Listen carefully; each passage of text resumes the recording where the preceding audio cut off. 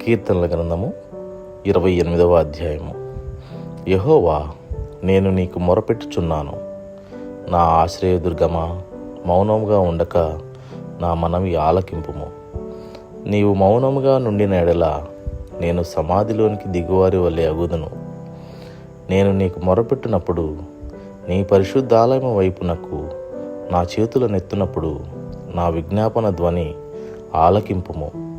భక్తిహీనులను, పాపము చేయువారిని నీవు లాగివేయునట్టు నన్ను లాగివేయకము. వారు దుష్టాలోచన హృదయములో నుంచుకొని తమ పొరుగు వారితో సమాధానముగా మాట్లాడుదురు.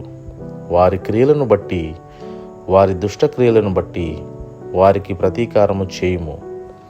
వారు చేసిన పనిని బట్టి వారికి ప్రతీకారము చేయుము. వారికి తగిన ప్రతిఫలమిమ్ము. యెహోవా కార్యములను వారు లక్ష్యపెట్టరు, ఆయన హస్తకృత్యములను వారు లక్ష్యపెట్టరు. కావున ఆయన వారిని వృద్ధిపరచక నిర్మూలము చేయును. యెహోవా నా విజ్ఞాపన ధ్వని ఆలకించియున్నాడు. ఆయనకు స్తోత్రము కలుగునుగాక. యెహోవా నా ఆశ్రయము, నా కేడము. నా హృదయము ఆయన యందు నమ్మిక ఉంచెను గనుక నాకు సహాయము కలిగెను. కావున నా హృదయము ప్రహర్షించుచున్నది. కీర్తనలతో నేను ఆయనను స్తుతించుచున్నాను. యెహోవా తన జనులకు ఆశ్రయము, ఆయన తన అభిషిక్తునికి రక్షణ దుర్గము.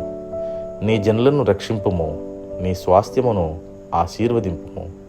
వారికి కాపరివై నిత్యము వారిని ఉద్ధరింపుము.